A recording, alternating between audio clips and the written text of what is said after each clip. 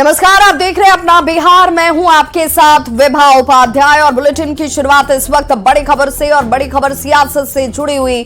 मध्य प्रदेश के नए सीएम पर अब सियासत लगातार चलती हुई।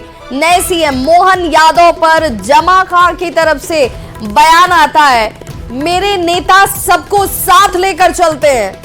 MY समीकरण पर बिहार में कहीं कोई असर नहीं पड़ने वाला है। जमा खां की तरफ से कहा जाता है कि जो मेरे नेता हैं वो हम सबको साथ लेकर चलते हैं और इसीलिए MY समीकरण जो हमारा है उस पर कोई असर नहीं पड़ेगा। हमारे नेता दिल्ली में लाल किले पर झंडा फहराएंगे।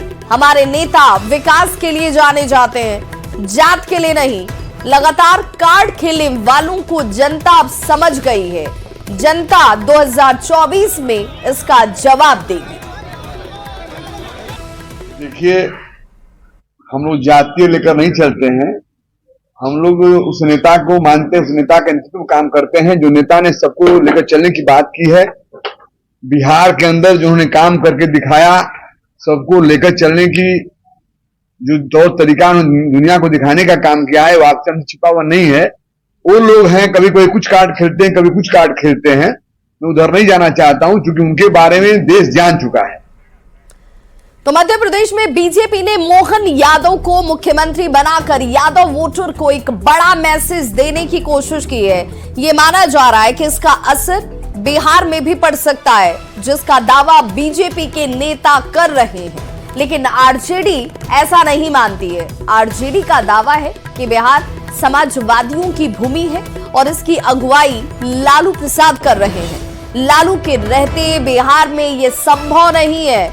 बिहार में बीजेपी का जादू नहीं चलेगा।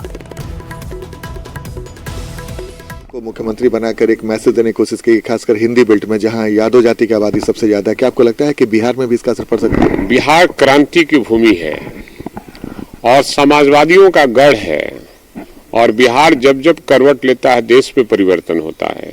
इसलिए बिहार में किसी प्रदेश के नेताओं का बिहार में कोई जादू चलने वाला नहीं है। यहाँ सिर्फ और सिर्फ आदरणीय लालू प्रसाद यादव जी का जादू चलता है, दूसरे किसी का यहाँ जादू चलने वाला नहीं है। अच्छा, ये बोला जा रहा है कि जो ओबीसी कार्ड खेलने की तैयारी इंडिया गठबंधन कर रही थी, उसके कार्ड के तौर पे मोहन यादव की आगे किया गया। अब जो भी हो, उनकी पार्टी का मामला है, बीजेपी का मामला है, एनडीए का मामला है। अब जिसको बनावे उससे क्या लेना देना। और बीजेपी का ये दावा है कि पूरे हिंदुस्तान में एकमात्र कोई यादव सीएम है तो बीजेपी ने उसे बनाया, तो उससे कोई फर्क नहीं पड़ता। सत्ता उनके पास है, बनाए हैं और जगह भी बनावे, उससे बिहार में कोई परिवर्तन नहीं होने वाला नहीं है और बिहार में कोई असर पड़ने वाला नहीं है। क्योंकि यहाँ के लोग जानते हैं कि क्रांति की भूमि रही है, क्रांति कर कर लड़ाई लड़ने वाले लोग हैं। वहाँ पिछले हुआ लोगों को दूसरे प्रदेशों में पूछ है, यहाँ पिछले हुआ लोगों को पूछ नहीं है। तो हमारे साथ राजनीति के विधायक और वरिष्ठ नेता भाई वीरेंद्र, जिनका मानना है कि बिहार में मोहन यादव के मुख्यमंत्री बनाने से कोई असर नहीं पड़ने वाला है। आनंद अमृतराज, न्यूज 18 नेटवर्क, पटना। तो मध्य प्रदेश में यादव को सीएम बनाने के बाद बिहार की सियासत पर इसका साइड इफेक्ट भी पड़ा है। बीजेपी इस फैसले का स्वागत कर रही है और महागठबंधन पर इसे लेकर ताबड़तोड़ हमले किए जा रहे हैं। तो महागठबंधन के नेताओं का कहना है कि इसका बिहार में कहीं कोई असर नहीं पड़ने वाला है। पॉलिटिकल पार्टियां पिछड़ों को, दलितों को कोई पद पर स्थापित अगर कर रहा है तो लालू प्रसाद जी की जो मौजूदगी है भारतीय राजनीति में, उसका प्रकटीकरण है। ऐसे तो चुनाव के मद्देनजर कुछ लोग कर लेते हैं। हमने बाबूलाल गौर जी को ही बनते देखा है मुख्यमंत्री। हमारे लिए बहुत ही खुशी की बात है कि भाजपा के लोग अब आदिवासी और ओबीसी को भी मुख्यमंत्री बनाने लगे हैं। वरना ये तो वही भाजपा है ना, जिनके लोग मंदिरों में आदिवासियों को जाने नहीं देते थे। ओबीसी का कोई सदस्य मंदिर में चला गया तो उसकी धुलाई करते थे। तो ये तो कांग्रेस की राजनीति का देन है कि आज भाजपा भी मजबूर है ओबीसी को सम्मान देने के लिए, आदिवासी को सम्मान देने के लिए। एक समय में ही भारतीय जनता पार्टी के लोग अपनी ही थ्योरी को काटने में लग जाते हैं। एक तरफ कहते हैं कि देश में दो ही जातियां हैं, गरीब और अमीर, और दूसरी तरफ मध्य प्रदेश हो, छत्तीसगढ़ हो, सीएम बनाने के बाद कहते हैं कि हमने ओबीसी समाज को, आदिवासी समाज को मौका दिया है। हमारे यहां एक कहावत है कि सब धार एक ही पसेरी। मध्य प्रदेश में यादव समाज के व्यक्ति को मुख्यमंत्री बनाया गया और ये कोई किसी परिवार की विरासत से, और वो लोग नहीं है जो किसी के पिता और बाप दादा राजनीति के माहिर खिलाड़ी थे और किसी ने प्रमोट कर दिया है। यह संघर्ष की विरासत और भारतीय जनता पार्टी के पॉलिटिकल सिस्टम में सबके लिए जगह है, इस बात को साबित करता है। मोतिहारी के केसरिया में सीएम नीतीश कुमार ने पर्यटन को लेकर बड़ी सौगात दी। सीएम केसरिया के बौद्ध स्तूप के नवनिर्मित कैफेटेरिया का उद्घाटन करते नजर आए। साथ ही पर्यटन को विकसित करने के लिए, उसे और बढ़ाने के लिए 18 करोड़ की योजनाओं का शिलान्यास भी सीएम की तरफ से किया गया। इसके साथ ही विभिन्न योजनाओं का उद्घाटन और शिलान्यास किया गया है। दरअसल केसरिया स्तूप के समान कुल 8 संरचनाओं का निर्माण किया जाना है। ये मुख्य स्तूप का एक छोटा स्वरूप होगा जिसकी आकृति मुख्य स्तूप की तरह ही नजर आएगी। साथ ही साथ मुख्य स्तूप के विलुप्त भाग का भी निर्माण कराया जाना है। इसके लिए मुख्यमंत्री 18 करोड़ की लागत से इस योजना की आधारशिला रखते हुए नजर आए। यहाँ टूरिस्ट विजिटर सेंटर और कैफेटेरिया भवन का निर्माण भी कराया गया है, जिसका सीएम ने उद्घाटन कि केसरिया स्तूप विश्व का सबसे बड़ा स्तूप है। देश विदेश से पर्यटक केसरिया स्तूप के दर्शन करने के लिए यहाँ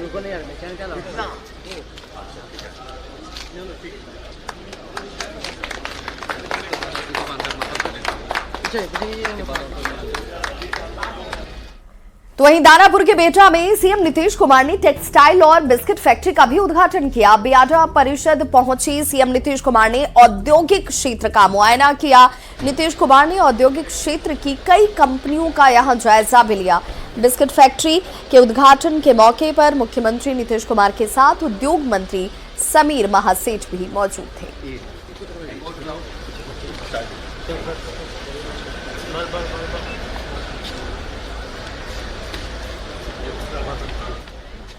अनारक्षित टिकट के जरिए यात्रा करने वाले यात्रियों को अब टिकट लेने के लिए कतारों में खड़ा होने की जरूरत नहीं होगी। जी हां, अब यूटीएस ऐप के जरिए यात्री जो है अब अपने गंतव्य यानी कि स्टेशन तक पहुंचने की जगह अपने टिकट को बुक कर सकते हैं मोबाइल ऐप के जरिए और अपनी सफल और सुखद यात्रा का आनंद उठा सकते हैं। ये यूटीएस ऐप क्या है और कैसे काम करता है, इसकी पूरी जानकारी पटना जंक्शन पर लेंगे यूटीएस ऐप स्टॉल से वो संवाददाता अमित कुमार कैसे जानकारी दे रहे हैं, इस रिपोर्ट को आप जरूर देखिए।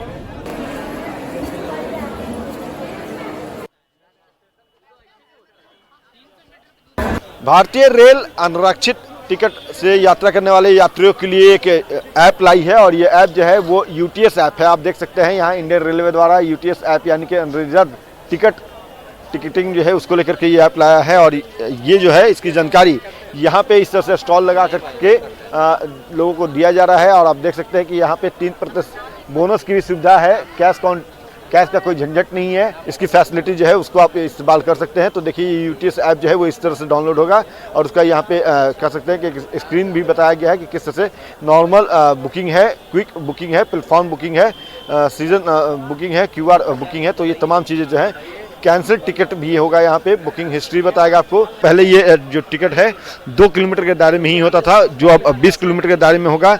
आप प्लेटफॉर्म टिकट भी खरीद सकते हैं। प्रत्येक टिकट पर 3% का जो है बोनस रिचार्ज भी मिलेगा आपको। अपने फ़ोन नंबर पर नाम, लिंग और जन्म तिथि ऐप में दर्ज कर साइन अप करना होगा और इसके बाद फिर यूटीएस ऐप के नियम और शर्तों को समझें। यानी कि टिकट ऐप में ही बताएगा कि आपने टिकट बुक कर लिया है और इसके जरिए जो है आप बिना किसी झंझट के, बिना किसी प्रतीक्षा कतार में खड़े हुए, बिना जो है और ये जो है टिकट जो है उसका इस्तेमाल कर सकते हैं। जो नया ऐप आया है कितना बेहतर होगा, क्या लगता है आपको? बहुत अच्छा रहेगा। बहुत अच्छा है, आप समझ ली इसके बारे में। अब आप इसी को इस्तेमाल करेंगे? हाँ, करेंगे। लेट हो रहा है तो अपना घर बैठे ही बुकिंग कर सकता है। यहाँ पे आके लाइन में खड़े होने, यहाँ पे खड़े होने से क्या है, मान लीजिए कि चोरी का भी लगता है, लेकिन ये अपना टाइम भी बचेगा और चोरी वगैरह से बचेंगे और लेट वगैरह हो रहा है अपना घर से ही करके आएंगे और चल जाएंगे। तो ये मुझे मतलब बहुत अच्छा लग रहा है। सहूलियत के साथ साथ सुखद यात्रा करने में भी मददगार साबित होगा। कैमरा पर्सन सुबोध के साथ अमित कुमार, न्यूज़ 18 पटना। पूर्णिया में 3 अंतर्राष्ट्रीय साइबर अपराधियों की गिरफ्तारी और उसके पाकिस्तान और नेपाल से लिंक के बाद अब हर रोज नए नए खुलासे सामने आ रहे हैं। पूर्णिया के एसपी का यह दावा है कि पाकिस्तान के हैंडलर के कहने पर नेपाल में कई खाते खोले गए, जहां से भारत के कई राज्यों में सैकड़ों खातों में करोड़ों रुपए का ट्रांजैक्शन किया गया है। अभी तक 100 से ज्यादा खाते सामने आ चुके हैं जिससे ट्रांजैक्शन किए गए, लेकिन ये संख्या इससे ज्यादा होने की संभावना जाहिर की गई है।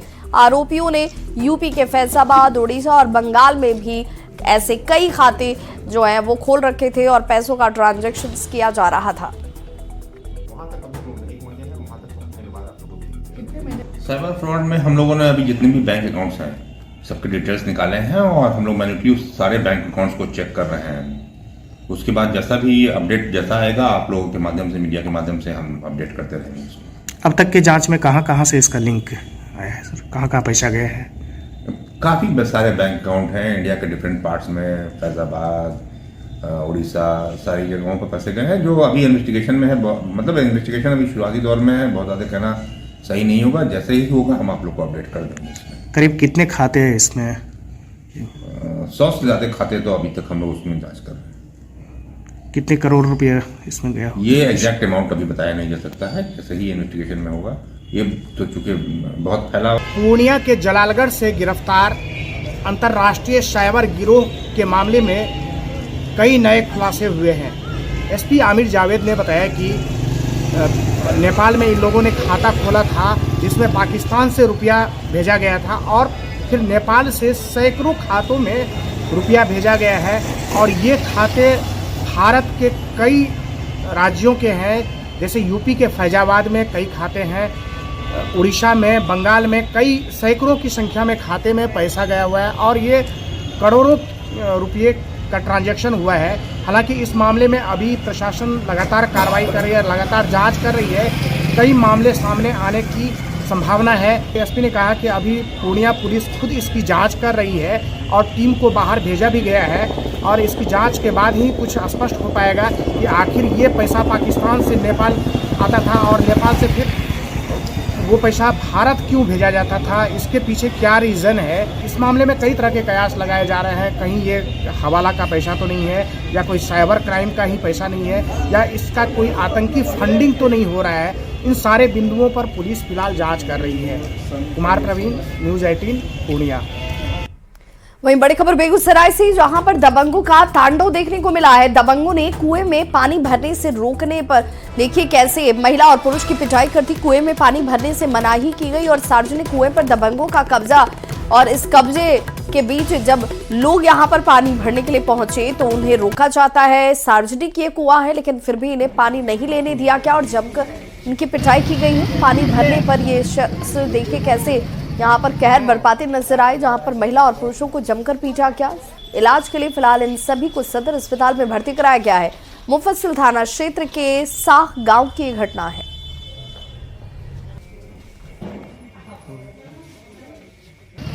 और हम लोग बगल में एक मेडिकल है, वहाँ दवा गिरा करवाए जितने भी घायल थे और इंतज़ार किए कि वो आएंगे और दर्द हो रहा था तो बगल मेडिकल है, वहाँ दवा गिरा दिलवाए। उसके बाद इंतज़ार कर रहे थे प्रशासन में थाना से चाहिए सवारी से जो भी आएंगे। कोई नहीं आए। लास्ट लगा 20-25 से जमा गया।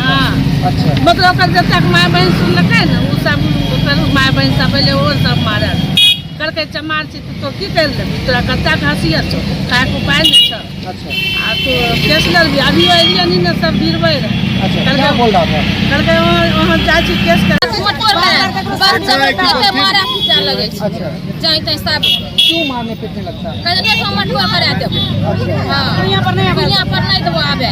क्यों नहीं आने देगा? वही आप लोग जब कुआं पर नहीं आएंगे। नहीं आएंगे। अच्छा, जब जाचे तो मारे पीटे छै। गोली मार थोड़ा गिर खा लगा खा भाई घुस सामने निकले मारे पीटे। चार लड़का के मार बताओ औरत के मार अंदर में घर छै। ये मामला आज मुफस्सिल थाना के सामने आया था। कुछ महिलाएं आई थी और उनके शिकायत पे मुफस्सिल थाना ने कार्रवाई की है। महिलाओं ने जो एक महिला है पीड़ित पक्ष, उन्होंने लिख के दिया है कि वो 2 दिन पहले अपने किसी दुकान पे बैठी हुई थी तो जो बगल के कुछ लोग हैं उन्होंने आके उनके साथ गाली गलौज और मारपीट की है। जो उन्होंने लिख के दिया है उस पर FIR दर्ज की जा रही है और छापेमारी उस पर की जा रही है। बाकी जो बातें आपने बताई हैं इस बारे में भी महिला से पूछा जा रहा है और जो पीड़ित पक्ष है उससे पूछा जा रहा है, गांव में भी लोगों का बयान लिया जा रहा है, इस पे इन्वेस्टिगेशन हो रही है। और बड़ी खबर मुजफ्फरपुर से, जहां पर पार्सल वाले कार्टन से शराब की बड़ी खेप को जब्त किया गया। जयपुर से पार्सल के जरिए ट्रेन से लाखों की शराब लाई गई थी और मुजफ्फरपुर स्टेशन से ये पार्सल लदे पिकअप वैन और ऑटो को पुलिस ने जब्त किया है। तलाशी में खुलासा हुआ कि कार्टन के भीतर शराब रखी गई है। पुलिस ने दोनों गाड़ी को जब्त कर लिया और दोनों के चालक को गिरफ्तार कर पूछताछ की जा रही है। पकड़े गए शराब की खेप को अहियापुर में डिलीवर किया जाना था। अवैध शराब की ये बड़ी खेप ट्रेन से जयपुर से मुजफ्फरपुर स्टेशन पर पहुंची। फिलहाल शराब के पैक की गिनती की जा रही है। पर आसपास में वेरीफाई किया गया और जो लोकल इनपुट था उसके बेसिस पे हम लोगों ने एक पिकअप को और एक टेम्पो को पकड़ा, जो जिसमें जो पार्सल लदा हुआ था वो जयपुर से पार्सल आया हुआ था। और इस पार्सल को जब हम लोगों ने उधर जाकर के चेक किया तो उसमें भारी मात्रा में टेट्रा पैक्स भरे हुए थे और उस सब में शराब अंदर शराब भी लोडेड थी। तो इसी के बेसिस पे हम लोगों ने उसको सीज़ किया है और 2 व्यक्ति हैं जो दोनों चालक हैं, दोनों को हम लोगों ने गिरफ्तार किया है और इसमें अभी काउंटिंग जारी है और काउंटिंग के बाद में और पूछताछ के बाद में फिर आगे की कार्रवाई की जाएगी। बड़ी खबर गोपालगंज से, जहां पर मॉडल सदर अस्पताल से एक ऐसी शर्मनाक तस्वीर सामने आई जिसे देखकर आप भी हैरान रह जाएंगे। रात में डॉक्टर ड्यूटी से देखिए कैसे गायब रहते हैं और नर्स कंप्यूटर पर बॉलीवुड के गाने सुनती हुई नजर आई। ठंड के बीच मरीज देखिए किन व्यवस्थाओं में जमीन पर सोने के लिए मजबूर है। मरीज के परिजन इलाज और व्यवस्था के लिए तड़पते नजर आए, लेकिन स्वास्थ्य कर्मियों ने अस्पताल को फिल्म का थिएटर जैसे बना दिया हो।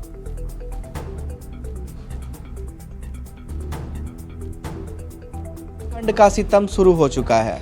सर्द हवाओं के साथ तापमान में लगातार गिरावट हो रही है। ऐसे में गोपालगंज के मॉडल सदर अस्पताल में ठंड से बचाव के लिए मरीजों के लिए क्या कुछ इंतजाम किया गया है, इसकी पड़ताल करने के लिए आज रात के तकरीबन 12 बजे हम सदर अस्पताल में पहुंचे हैं। और ये सदर अस्पताल का प्रसूति विभाग है और यहाँ पर ये तमाम जो लोग हैं वो मरीज के अटेंडेंस हैं, परिजन। इन लोगों से भी बात करने की हम कोशिश करते हैं। कहाँ से आप आए हुए हैं? चौथीबाग नवादा से। नवादा से जी। डिलीवरी का मामला है जी। पेशेंट भर्ती हो गया है? हाँ, डिलीवरी हो गया। काफी ठंड है तो आप लोगों को रहने का इंतजाम तुम तो हड़बड़ी में तो छूट गया, कुछ आया है कुछ छूट गया। फर्श पर ही रात गुजारेंगे? ना तो प्लान में चला जाएगा। हाँ। मरीज को कंबल नंबल मिला है यहाँ पर? जी नहीं मिला। क्या कह रही हैं? मैंने घर से कमर लेकर मैंने से यहीं तरिया को घर से ही लेकर आए हैं? हाँ, अस्पताल में नहीं मिला ना। हाँ, फर्श से पर रात गुजारेंगे। तो आप लोग को रहने के लिए कोई व्यवस्था यहाँ नहीं किया गया? कौन सा व्यवस्था? देख लीजिए, आप तो देखते हैं, देख लीजिए जो कौन सा व्यवस्था है। अच्छा, मरीज को कंबल मिल पाया ठंड से बचने? नहीं मिले। कम्बल मिला है तो एक कम्बल। ये तस्वीर है गोपालगंज के मॉडल सदर अस्पताल की और जो अस्पताल में स्वास्थ्यकर्मी हैं वो लोग भी यहाँ मौजूद है, लेकिन डॉक्टर हैं कि नहीं इसकी भी पड़ताल करेंगे हम। इस वक्त ये ट्रायज कक्ष है, चूँकि बार बार ये देखा जाता है कि डॉक्टर लापता रहते हैं, डॉक्टर नहीं रहते हैं और इस मामले में सिविल सर्जन की ओर से कार्रवाई की बात कही जा रही है। इन लोगों से बात करने की कोशिश करेंगे। मैडम, अस्पताल में ड्यूटी पे आप लोग हैं? आप लोग ड्यूटी पे हैं? हाँ, ड्यूटी पे हैं। तो यहाँ डॉक्टर हैं? हाँ, डॉक्टर थे। किनकी ड्यूटी है डॉक्टर में? डॉक्टर ममता में है। ममता ऑन कॉल पे है। अच्छा, ऑन कॉल पे है, मतलब फ़ोन करने पे आएंगी? हाँ। अभी है यहाँ पर? अभी तो नहीं है। अभी नहीं है। तो अभी पेशेंट आपके यहाँ भर्ती हैं डिलीवरी से संबंधित? हाँ, हैं 2 हैं। हाँ। तो उनकी इलाज कैसे हो पाती है, आप लोग करते हैं? अभी तो नॉर्मल डिलीवरी पर हम ही लोग करवाते हैं। जब सर्जरी की जरूरत आता है तो मैम को कॉल करते हैं। तो ये डॉक्टर का चैम्बर है और यहाँ पर क्या चल रही है आप तस्वीरों में भी देख सकते हैं कि यूट्यूब पे जो वीडियो चल रहा है। स्टाफ है यहाँ, GNM लोग भी हैं यहाँ पर, लेकिन स्थिति क्या है आप साफ तौर पर देख सकते हैं कि डॉक्टर यहाँ जो है डॉक्टर ममता जो है उनकी ड्यूटी है, लेकिन यहाँ डॉक्टर नहीं है। डॉक्टर की जो आला है, टेबल पर रजिस्टर है, वो तमाम चीज़ें हैं, लेकिन डॉक्टर यहाँ नदारत है। ऐसे में एक बड़ा सवाल भी खड़ा हो रहा है कि ये मॉडल सदर अस्पताल है और यहाँ पर रात में डॉक्टर जो है वो क्यों नहीं आखिर आते हैं। चूँकि पिछले 24 घंटे की बात करें तो यहाँ 2 नवजात बच्चों की मौत हो गई है और मरीज के जो परिजन हैं, परिवार के जो सदस्य हैं, उनके द्वारा लापरवाही का आरोप भी लगाया गया था। तो ऐसे में इस अस्पताल में लगातार डॉक्टरों के गायब रहने पर एक बड़ा सवाल भी खड़ा हो रहा है। अब देखने वाली बात होगी कि इस पूरे मामले पर स्वास्थ्य विभाग के अधिकारी कब तक संज्ञान ले पाते हैं या फिर व्यवस्थाएं ऐसी ही बनी रहेंगी। गोविंद कुमार, न्यूज़ 18, गोपालगंज। और ऐसे में सवाल उठ रहा है कि इतने बड़े मॉडल सदर अस्पताल में रात में आखिर महिला डॉक्टर क्यों नहीं रहती हैं? गर्भवती महिलाओं का आखिर इलाज किसके भरोसे छोड़ दिया गया है? मरीजों की मौत होने पर जिम्मेदार कौन होगा?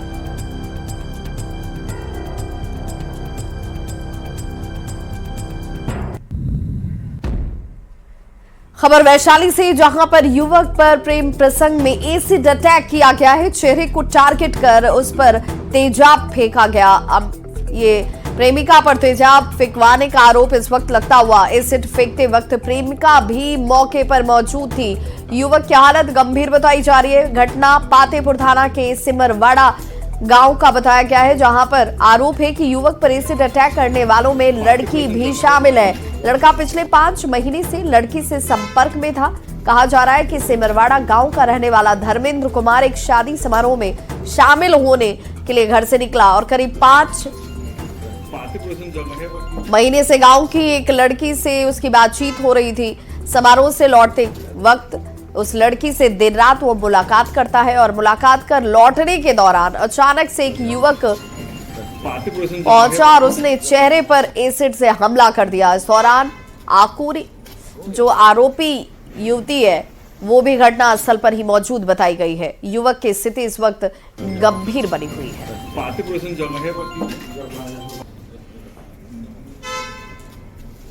और बारात से लौटे रात को करीब 2 बजे के आसपास इनको एक लड़की बुलाई फ़ोन करके।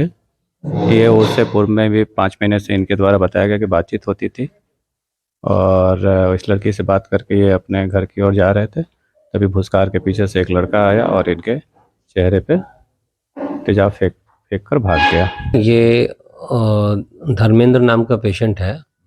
आज सुबह में इसकी सूचना तो हमें मतलब 3 बजे के आसपास हुई। आज सुबह में ये पेशेंट आ रहे हैं, तो एसिड बर्न का पेशेंट है, तो हम लोग तैयार थे। तो इस बुलेटिन में बस इतना ही, लेकिन न्यूज़ 18 बिहार झारखंड पर खबरों का सिलसिला लगातार जारी है।